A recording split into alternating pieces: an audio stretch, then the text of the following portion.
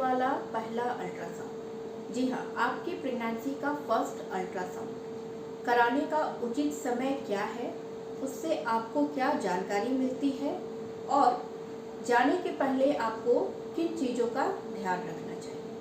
नमस्कार, मैं doctor Anamika, gynae and fertility consultant from Bidas clinic. आज हम इसी टॉपिक पर ब्रीफली चर्चा करेंगे।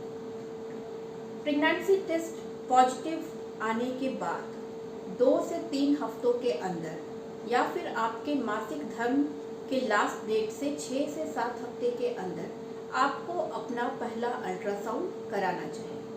जी हाँ, काफ़ी लोगों में ये मिथ है कि पहला अल्ट्रासाउंड पहले 3 महीने तक बिल्कुल ज़रूरी नहीं है, पर यह बिल्कुल ही गलत धारणा है।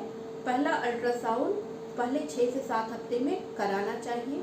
उनसे हमें बहुत ही वाइटल इंफॉर्मेशन मिलती है, जिससे कि हम माँ और बच्चे दोनों की सही देख रेख कर सकते हैं। तो क्या जानकारियाँ मिलती हैं आपको इस अल्ट्रासाउंड में? फर्स्ट इंफॉर्मेशन, बच्चा बच्चेदानी के अंदर है, यानी गर्भाशय में ही स्थित है, कहीं बाहर इम्प्लांट नहीं हुआ है, लाइक ट्यूब्स में या ओवरीज में, जिस कंडीशन को हम एक्टोपिक प्रेगनेंसी कहते हैं। और ऐसे कंडीशंस में अगर टाइमली अटेंशन ना दी जाए तो इंटरनल ब्लीडिंग हो सकती है और माँ की जान को खतरा हो सकता है। इसलिए लोकेलाइजेशन ऑफ प्रेगनेंसी एक वाइटल इंफॉर्मेशन है जो आपको अर्ली प्रेगनेंसी का अल्ट्रासाउंड देता है।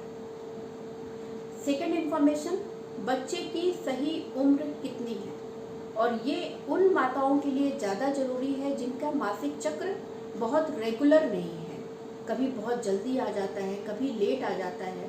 तो ऐसे में मासिक धर्म की आखिरी तारीख यानी LMP से बच्चे की उम्र निर्धारित करना उतना डिपेंडेबल नहीं होगा जितना कि अर्ली अल्ट्रासाउंड से हम अच्छा डेटिंग स्कैन कर पाएंगे।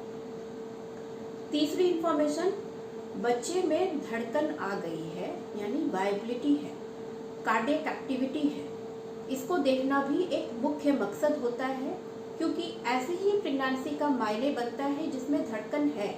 अगर धड़कन आने की अवधि क्रॉस कर गई है और उस बच्चे में धड़कन नहीं आई है तो ये एक कॉम्प्लिकेशन है और इसमें एबॉर्शन के चांसेस हैं।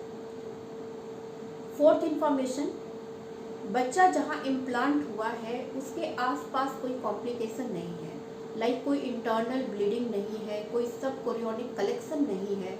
और अगर ऐसा है तो आपको और आपके डॉक्टर को स्पेसिफिक स्टेप्स लेने होंगे आपकी प्रेगनेंसी को सेफ रखने के लिए। ऐसा उन महिलाओं में और ज़रूरी हो जाता है जिनको पहले से गर्भपात या एबॉर्शंस हुए हों ड्यूरिंग अर्ली प्रेगनेंसी।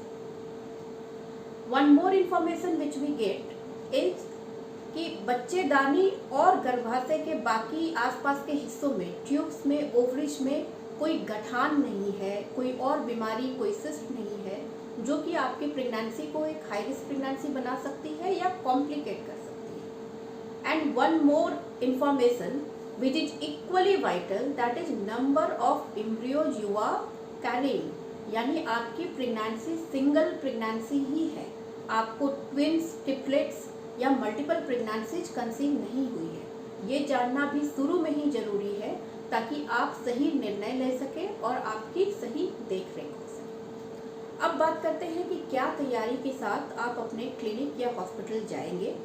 पहली चीज़ जो आप कैरी करेंगे वो है आपका आधार कार्ड या कोई भी वैलिड ID प्रूफ। ये ID प्रूफ हमें गर्भवती स्त्री या प्रेग्नेंट वुमेन का ही चाहिए, उनके पेरेंट्स का, उनके हस्बैंड का ID अब नहीं मान्य होता, इसलिए महिला खुद ही अपनी ID लेकर के सेंटर पे आएगी।